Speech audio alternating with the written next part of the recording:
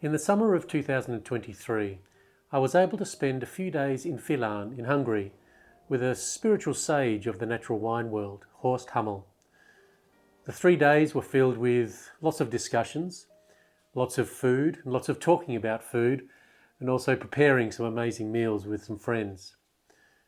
But part of that journey was to produce a short film on Horst, his wines, his philosophy on life, and his wonderful vineyard and place in Vilan, which you can view here if you'd like to see. A lot of this discussion was Horst's deep insight and philosophy on life and how he interacts with those natural elements around him. And this is what I wanted to share with you today. It's something that I think can be applied to every aspect of life, not just wines, but it's something that struck very deeply with my own philosophy on our place within life, our place within nature. In this first part, Horst talks about how we are deeply connected to the culture of nature and the opportunity we all share in tapping into this universal dimension of information. Well, if we look at it from a quantum physical perspective, then we learn that in the background, everything is connected with everything. Not on a physical and materialistic level, but on this level of information. And through these fields, everything and everybody is connected with each other.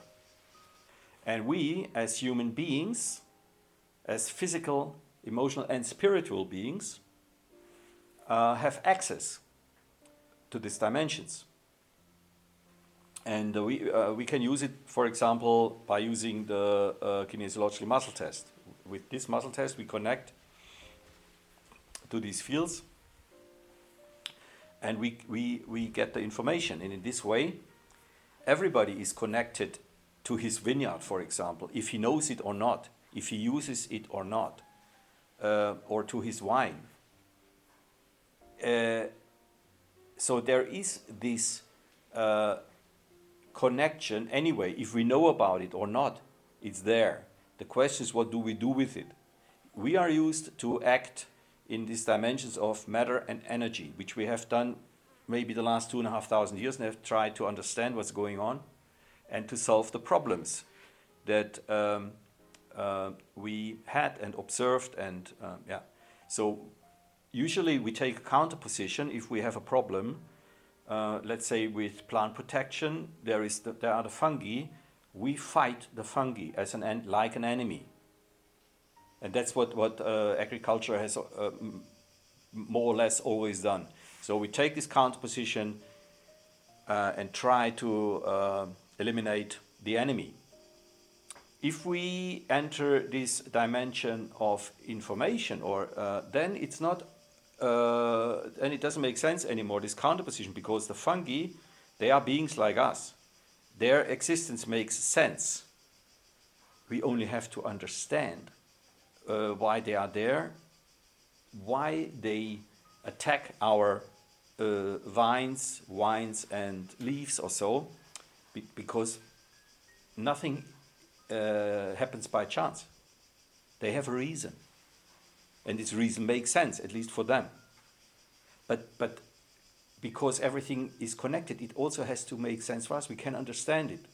We are spiritual beings, and we can understand.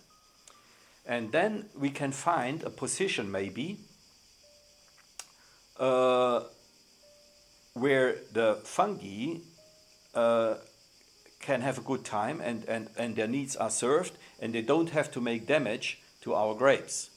And that's what I'm doing when I'm doing emotional balance with the fungi. So I work with them so they are not upset, are not afraid. They also have emotions because they are live beings. And why do they have these emotions? Well, because we have done big damage to their biotope, the soil, with soil work, with synthetic fertilizer, with synthetic plant protection stuff, we have worked these soils more or less for the last, let's say, 100 years, or since more or less technical and industrial agriculture has been applied, at least since the end of the Second World War. We have exploited or worked the soil exploitative. And that's why they become more and more, let's say, crazy and freak out and do damage.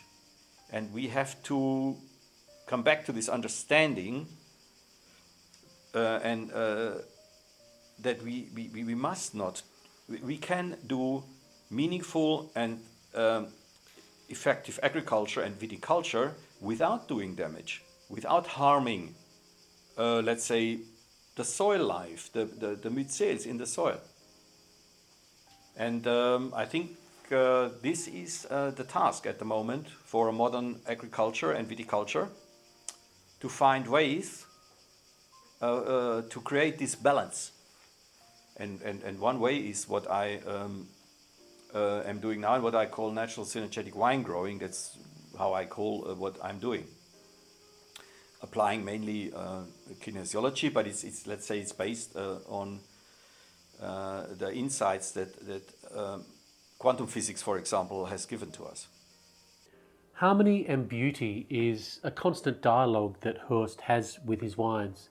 And he truly believes that if we allow nature to authentically express itself in every moment, that those moments will naturally be beautiful. Well, what is it all about? When we do this viticulture, as I have tried to describe it, then we have a very low interventional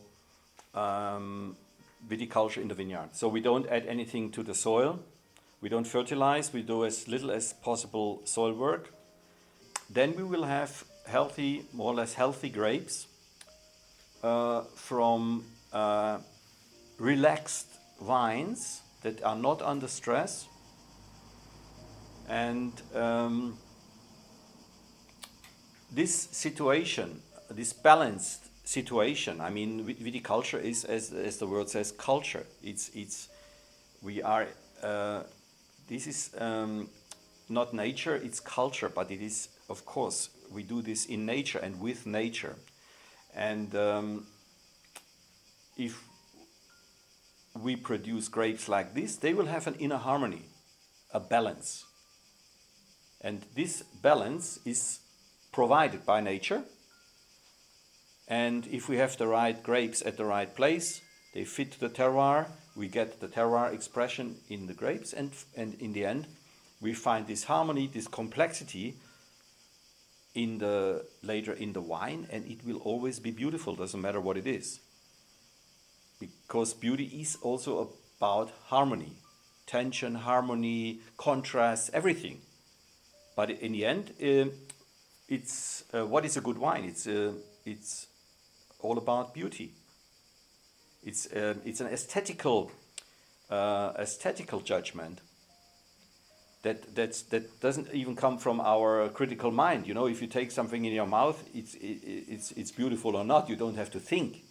You experience it. You experience it. You don't judge it. It just happens. It makes you smile, or you don't have to do anything. It happens to you.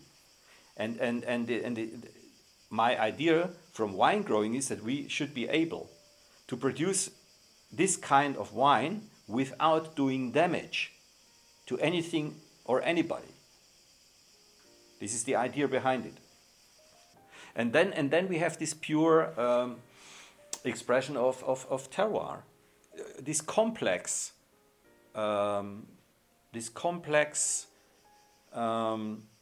encounter of nature and culture, soil, fungi, air, water, sun, the grape variety, the climate, the microclimate, the macroclimate. And it's a very, very complex situation, but everything in life is complex.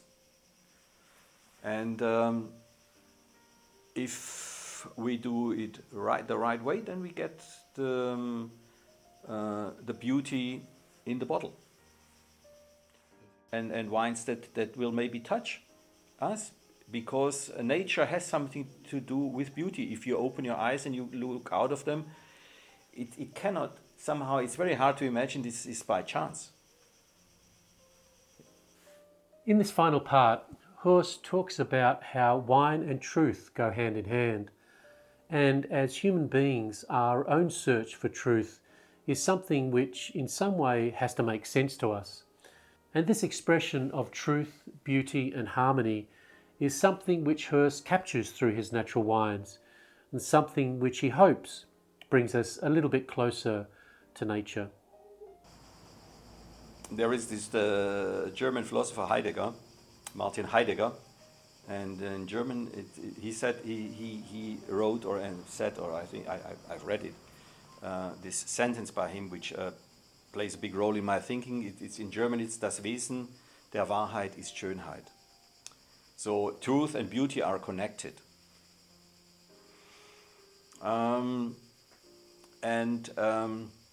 As little as beauty is objective criteria, this applies also to truth. Maybe there is no objective the truth, but if something is true, we can sense it. You realize the truth, your whole body feels it. And the same it's the same with beauty. It's a sensation, you sense it. And it's a complete sensation. It's not an objective thing that we can nail to the wall and say, that's it. We realize it. If the truth happens, it always has, or very often, something to do with beauty. It's maybe the same in literature. This is exactly the same experience. You read a good book and you feel it's true, and you just feel it. And this is about quality in literature, and it's the same also in wine. Of course, everybody knows in wine is Wahrheit, in wine is the truth. Wine and truth has always been connected. Why? Therefore, because